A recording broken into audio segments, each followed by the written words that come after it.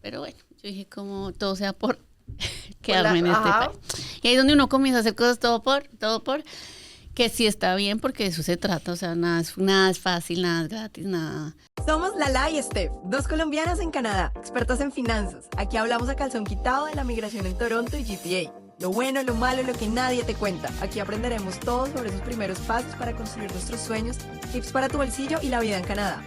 Hola, hola, ¿cómo están? Bienvenidísimos todos. Hola Steph, hola Dani. Hoy muy emocionadas por la invitada que tenemos y muy emocionados por nuevamente vernos, que nos escuchen, que nos apoyen. Muchísimas gracias por todo el apoyo. Y bueno, hoy les traemos una invitada súper especial. Steph, cuéntanos porfa un poquito más. Hola a todos, nuevamente episodio número no sé, pero hoy les traemos una invitada como siempre supremamente especial, Daniela. A ella la conocí haciendo networking y haciendo red de contactos. Ustedes saben que aquí en Canadá es supremamente importante eso, así que nada, en invitación entre amigos, ahí nos conocimos y hace poco supe de su historia, supe que pasaron por el proceso de aplicar a su residencia permanente, a su PR, no fue nada fácil, no la tuvo nada fácil y hoy nos quiere contar todo lo que vivió para que desde su experiencia podamos aprender un poquito esas lecciones de vida y esos también esas cosas también buenas que hizo para lograr la residencia. Entonces, bueno, Dani, bienvenida. Cuéntanos un poquito de tu historia. Hola, ¿cómo están? Muchísimas gracias por la invitación, por tener este espacio, sobre todo para muchas personas que venimos de varios países y que tengamos este espacio para también hacer preguntas, comentar y demás. Pues bueno, yo empiezo por el inicio, lo básico. Mi nombre es Daniela, yo soy psicóloga, estudié en Colombia. Nací en Cali, pero pues todavía había en Bogotá, entonces ese acento se perdió. Pero bueno, aquí pues digamos que siento que para empezar un poco porque uno está en Canadá, porque uno se fue del país, también hace parte de quién es uno como persona, ¿no? Entonces digamos que esa parte de Daniela, cómo llegó acá, fue porque yo desde eso, sí, no sé si ahí los colombianos me van a dar... odiar, pero pues digamos, yo desde que estoy en octavo, yo creo, de bachillerato, siempre me quise ir, yo a mí no me gustaba vivir en Colombia, no le veía como no sé, no futuro, porque si uno sigue determina, o sale en cualquier lado, pero yo no me sentía de ese pozo, yo quería explorar, yo quería experimentar otros lugares. Y siempre dije como, bueno, hace algún semestre en la universidad en Buenos Aires, que es una de mis ciudades favoritas, en psicología son muy buenas, averigüé, pero mi papá no, ya terminan. Y yo, bueno. Después pasamos que no, entonces quiero hacer mi especialización en otro país y papá, bueno, no, pero primero entonces ten experiencia laboral para que no llegues tan en ceros. Y yo dije como, bueno. Entonces siempre lo fui aplazando hasta que hubo un momento en que yo siento que la vida también te da señales de que no es acá, tienes que ir. Y comencé a ahorrar, comencé a buscar diferentes países, como pues los que normalmente la gente busca, que es Australia, Estados Unidos. Y cuando me llegó esto de Canadá, fui a una charla y vi que de todos los países, porque yo ya había hecho un proceso con Estados Unidos, pues tengo familia allá, ciudadana y demás. Pero fuimos que el mejor abogado, no sé dónde, y más o menos me dijeron, para solo estudiar o con tu tío porque no vas a, digamos, lograr una residencia así nomás, y mi objetivo era ese, ir a un lugar donde yo pudiera quedarme, tuviera al menos la posibilidad de, y pues en Estados Unidos me dijeron, tienes que volver a nacer, más o menos así me dijo la abogada, volver a nacer en Estados Unidos. Sí, más o menos volver, o ser tú la única persona que tenga esa experiencia laboral y nadie más, que pues en psicología pues tampoco es que la única. Y Australia era casi el mismo proceso, pero yo ya había muy lejos, si algo pasaba, o sea, yo dije no. Y Canadá tenía esta oportunidad de poder estudiar, tener tu permiso de trabajo y pues de ahí poder adquirir la residencia. Hice todo, digamos que como con el proceso, pero aquí es donde yo vengo, que como yo creo que como todos los que nos venimos para acá tenemos una determinación muy clara y dejamos muchas cosas de lado en nuestro país.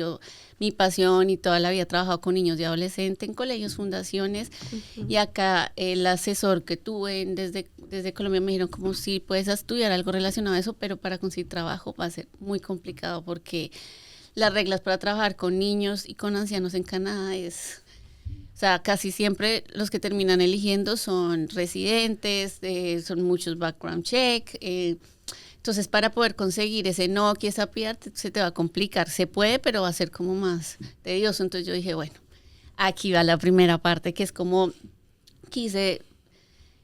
tal fue mi determinación que dije, voy a dejar de un lado eso que me gusta y me apasiona y por lo que he estudiado, pues vengo diplomados y demás en toda esa área, pero pues digamos a estudiar Human Resources, que eso me da directo a alguna empresa y pues es mucho más fácil. Entonces yo siento que un poco de los que venimos acá dejamos de lado muchos sueños y muchas cosas que tenemos acá para cumplir otras y siento que eso me identifica mucho cuando yo quiero un objetivo y desde siempre lo quise, que era irme, poder vivir en otro país, tener esa experiencia y si no pues me devolvía, pero siempre era como no me voy a devolver. Entonces creo que aquí vine y conocí otro mundo, no es que yo diga ay no me gusta para nada HR, pero sí dije como es otro ámbito. Yo vivía en colegios, en fundaciones, en lugares, de montarme en Cali, conocía un motorratón, en lo que fuera para poder llegar a estos lugares de poco acceso. Digamos que era muy movido a estar en una compañía. Todo eso para mí fue como tener un jefe ahí en sí, o sea, como que uno tiene mucha libertad cuando trabajas en este tipo de terapias con niños, o sea, como que uno tiene un poco más de cómo quiero yo hacer mi clase, cómo yo quiero dar ¿cómo se dice? Digamos, alguna charla. Exacto. Entonces, pero pues nada, fue cambiar el chip y decir como tenemos un objetivo, Daniela, y hacerle. Y algo tuvimos que sacrificar fuera de como estar lejos de la familia, del país, que para mí, yo soy muy independiente. O sea, que no te dio tan tenaz. No, mis papás ya se han ido a vivir a Cali, yo quedé con mi hermana en Bogotá, o sea, ya trabajé en Cali como casi 2 años en una fundación Carvajal. Sí, se puede decir. Sí, necesitamos que nos pagues Carvajal por hacerte por favor, Grupo Carvajal. promoción y publicidad. Entonces, digamos que eso fue otra experiencia, porque eso sí fue, yo creo que conocí todos los barrios vulnerables de Cali. Claro. Entonces, pues digamos que ahí y venir acá es súper diferente todo. Entonces, digamos que estaba un poco así mi historia. Y Dani, entonces, o sea, bueno, tú nos cuentas de esa primera gran renuncia que fue renunciar a tu pasión profesional, que digamos que encontrar la pasión profesional es algo que muy poca gente realmente la encuentra a tan temprana edad como tú lo hiciste. ¿Y cómo transitaste esa renuncia como en temas emocionales, sí? O sea, renunciar a tu pasión, que era trabajar con niños y adolescentes en colegios y tener un impacto diferentísimo a través de tu actividad, de tu trabajo, y pasar acá a decir, ok, yo ya hice mi renuncia estando en Colombia, alineé mis expectativas en que me voy a enfocar, sí en mi carrera, pero en recursos humanos me voy a volver más corporativa. Sí. ¿Y qué pasó? ¿Qué pasó como en ese proceso de aceptación? Y una vez ya estabas aquí, porque claro, también digamos que es una realidad la que uno se imagina y otra realidad la que uno vive cuando está sentado 8 o 9 horas enfrente del computador con su jefe queriéndolo ver siempre trabajando y si no estás en el computador entonces no estás haciendo nada. ¿Cómo fue ese cambio y qué aprendiste de eso y cómo lo superaste? Bueno, digamos que cuando yo empecé a estudiar como Human Resources, yo dije, bueno, pues yo ya había hecho organización, yo ya había hecho pues en mi carrera uno ve que psicología clínica, psicología organizacional, o sea, te hacen ver todas, y en organizacional a mí me fue muy bien, hasta me gustó, yo tenía una de mis opciones hasta que vi psicología educativa y yo dije, nah. Pero entonces yo como las clases que yo vi acá, yo dije como bueno, no, pues no es nada diferente a lo que ya he estudiado, bien, como fuera de todo llegó pandemia, entonces todo fue online, o sea, 0 amigos, porque todo era online. Entonces ahí fue, la primera. Como, Dios mío, no poder salir ni a la esquina porque fue en plena pandemia que yo pues vine aquí al college. Entonces yo soy muy sociable, muy amiguera. Entonces como que esa parte me dio durísimo.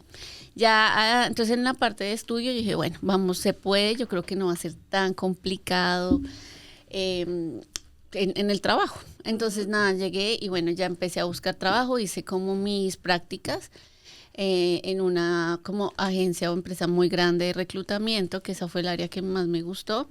Y yo dije, no, muy chévere, o sea, es como que tienes tu hora de almuerzo, pues puedes trabajar desde casa, y dije, no va a ser tan grave. Pasó eso, a mí se me demoró mucho el work permit, y estas son empresas muy grandes que son súper, tienes que tener tu SIN, tienes que tener, y entonces no me dieron como esa espera de que mientras me daban el work permit y demás, el postgraduate work permit, entonces me dijeron como no, pues ya ahorita necesitamos una vacante, ya, entonces pues contrataron a otra persona, y yo dije, bueno. O sea, no te aceptaron como mientras estabas en el maintain status. No, ahí porque yo no tenía, mi SIN ya se había expirado de la estudiante, y ellos necesitaban todo nuevo y en regla, o sea, entonces pues yo dije, bueno, pues listo, pues no, tengo que igual que esperar, no pasa nada, primer challenge, vamos a entrar aquí a la búsqueda laboral. Y yo, digamos, eso fue muy, muy chistoso, porque yo dije como, yo he dado cursos en inglés en Colombia, yo soy súper bilingüe, llego acá y no, o sea. Sí, ese es uno de los primeros tips que dimos. Uno piensa que sabe hablar inglés hasta que se da cuenta que no sabe hablar inglés. Y yo decía ¿cómo daba estas charlas en Colombia? Qué pena, pobre niño, no, yo creo que les enseñé. Pero yo decía como, bueno, no, claro, cuando llega y comienzan a corregirme mucho y así como, no, el compound sentence es que yo, ¿hace cuánto no? Y sobre todo en la escritura, que uno no tiene como ese. Entonces yo dije, wow, es volver a repasar, y toca para una entrevista, y aquí yo le digo como como una recruiter, es el inglés, o sea, si tú quieres subsistir en Canadá, hay que saber inglés. O sea, esto no es como en Estados Unidos. Inglés. Exacto.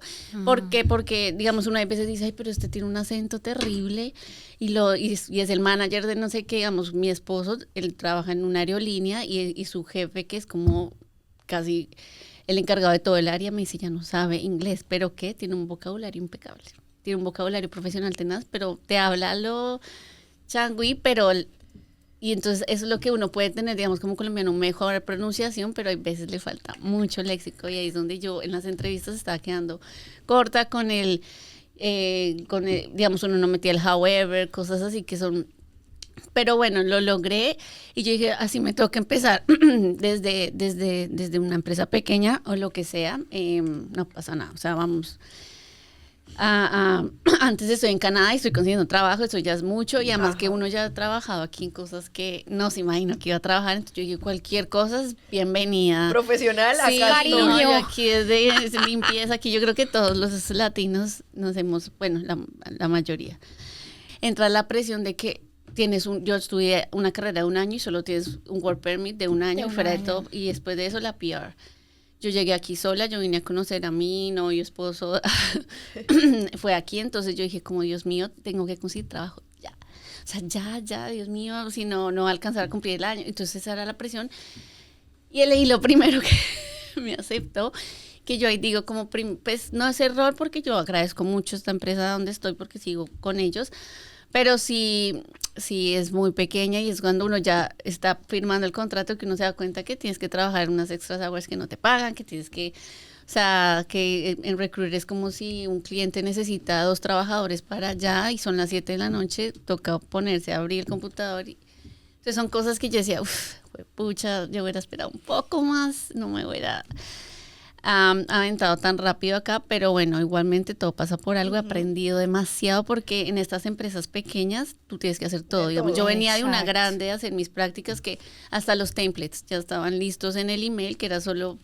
Y estos son tus funciones, y pues de ahí ya no te sales porque. Sí, exacto, y ya los candidatos estaban en un pool, y tú solamente ponías que no sé, que estuvieran en Bonn, y ahí salían esta experiencia, y ya iban, en cambio aquí te toca buscarlo desde Facebook, Indeed, o sea, entonces digamos que en eso yo no hice, bueno, valorable, porque estoy aprendiendo de todos los programas, todo lo que necesito para hacer recruiting. Dani, ¿y con esta empresa fue que lograste tener tu PR o aplicaron por el lado de tu esposo? Digamos que los dos pusimos la aplicación. Entonces, me habían dicho que porque como yo había estudiado psicología, yo hice mi, ¿cómo se llama? Mi certificación como psicóloga acá en la Universidad de Toronto. O sea, yo dije, no, que pues la abogada que teníamos en ese entonces me dijo, como tú como psicóloga vas a tener un montón de puntos porque eso acá, todo lo que sea health, todo lo que sea, eso es súper bueno. Y yo dije, no, pues ya, según ellos íbamos a tener 500, no sé cuántos puntos. Y dije, no, amor, ya listo. Entonces yo aplico, yo soy la principal, tiriri. Falso de toda falsedad. Todo lo que se haga dentro de Canadá es lo que vale muchísimo más puntos. Y Miguel había estudiado algo de 3 años acá. Entonces para él le subieron los puntos hartísimos. Yo decía, Dios, no es que porque soy psicóloga, no. O sea, y tampoco la experiencia de Colombia sí te vale, pero no como la experiencia que tenía Miguel, porque él había trabajado ya aquí en Canadá. Dan muchos más puntos que los de acá. Entonces, pues nada, eso fue nuestro proceso. Ahí aplicamos. Y no sé si respondí lo de la parte emocional, es que hoy uno se va extendiendo. Sí. Pero no, sí, obviamente me dio durísimo, o sea, yo lloraba y yo decía como quería renunciar ahí mismo porque claro, yo decía una cosa, es como yo estaba en prácticas que era trabajar de 9 a 5 y me iba y acá sí me tenía que confirmar a los candidatos porque pues para saber qué hicieron, entonces levántese a las 6 de la mañana y preguntar, ¿estás yendo al trabajo? Sí, entonces poner en el grupo, sí, va yendo al trabajo, o sea, como un montón de cosas que yo dije, estoy trabajando muchas más horas de las que son, pero bueno, yo dije como todo sea por quedarme en este país. Y ahí es donde uno comienza a hacer cosas todo por, que sí está bien porque de eso se trata, o sea, nada es fácil, nada es gratis, nada. Pero pues sí, hay veces yo digo como, hubiera cambiado hace rato porque ahora ya simplemente necesito a alguien que me haga un close work permit, esta empresa me lo va a dar porque entre más pequeña, más te ayudan, más te hacen el favor. Yo ya había visto que otras compañeras les estaban haciendo el favor hasta de pagar mitad, digamos, el sueldo mitad cash y el otro mitad en sí, no cuando las que necesitaban cash. Entonces yo dije, bueno, si algo me pasa, aquí mi jefe me va a ayudar con todo. Entonces me quedé aquí hasta que no tuviera la PR. Y ahí fue donde comenzó todo el proceso. Yo veía que no, por mi lado no me habían subido muchos puntos y pues Miguel estaba un poquito más alto que yo también. Entonces yo dije, bueno, vamos a ver el que nos llame primero. Y comenzó todo este proceso de que comenzaron a sus puntos a subirse. Y yo dije, no. Y ya se nos vencía todo como a mí en enero se me vencía ya todo. Y cuando comenzaron a salir estos skill workers, que era como de transport, en health, de francés, y yo dije como bueno, entonces ahí fue donde Miguel comenzó a cambiar como todo su NOC y todo eso a transportation, que él trabaja en una aerolínea, entonces eso hace parte de eso. Gracias a eso nos lograron llamar. Buenísimo. O sea, los llamaron hace un año casi. Hace un año. Que llamaron al draw de Transportation. Y fuimos el último draw. El último en esa área. Que yo dije, ¿cómo fue pucha? O sea, ya nos teníamos. Si no, estuviéramos en Colombia mirando a dónde. Dani, pero explícanos un poquito para los que todavía no estamos en ese proceso. Entonces, ¿qué significa que te llamen hace un año? O sea... vale, listo. Digamos que cuando uno ya completa su año de work permit, tú ya eres eligible para subir tu perfil y estar en una piscina con un montón de gente. Entonces ahí es donde viene el examen de inglés, que es el CELPIP, ahí es donde viene, que es súper importante, eso da muchísimos puntos, y Miguel es casi, yo no sé cómo, pero es casi nativo, o sea, para ser colombiano ni tiene acento, entonces él tuvo unos puntos súper buenos, y entonces de ahí, bien, ahí también a él le subieron muchos puntos en su perfil. Y pues más toda la experiencia que tenía acá, entonces tú comienzas a competir con más personas, que hay gente que tiene francés e inglés, entonces pues eso les da más. La edad, cuando cumples 30, comienza a subir, a bajarte pues también puntos, entonces yo ya tenía 30, él ya iba también para 31, yo también, entonces dijimos, pues pucha, se nos va a ir bajando. Pero entonces cuando estás en esa piscina y ahí digamos que llaman a las personas que estén en 480, todas esas personas no, o sea, sí y no, pero una a veces piensa que ya tengo 490, entonces quedo en ese pool, o tengo 483, entonces que llaman a llamar.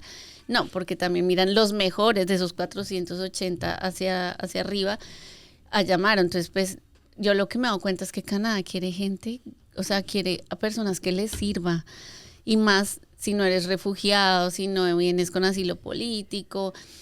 Entonces miran mucho, me he dado cuenta porque yo tenía amigas que teníamos el mismo puntaje y a ellas no las llamaron y a otros sí. Entonces después uno va a ver qué pasó con ese perfil. Claro, el inglés todavía, y la de la otra fue Era mucho mejor. El NOC también depende si es NOC 0, NOC 1. Entonces la llaman a ella y entonces uno dice, pero pues, yo tenía el mismo número y no me llamaron. Entonces ahí por eso es muy importante dónde estás trabajando, en cuál es tu NOC y no tanto la empresa, sino el job duties, que es lo que hace que... Las responsabilidades. Las responsabilidades, exacto. Que es lo que hace que califiques para ciertos NOCs. Exacto, y eso es lo que te da un mayor perfil para ellos para llamarte. Entonces creo que sí, claro, ser mesero, estar en limpieza son, creo que los primeros trabajos que casi todos hemos hecho, que son de supervivencia, pero... Todos estos papeles, ¿no? Y a mí ya se me vencía en abril saber todos estos nombres y demás, súper importante. Nos encantaría volver a tenerte aquí entre cuenta y cuenta. Estaremos compartiendo un episodio semanal que no te puedes perder. Seguinos en Spotify y nos escuchamos la próxima semana.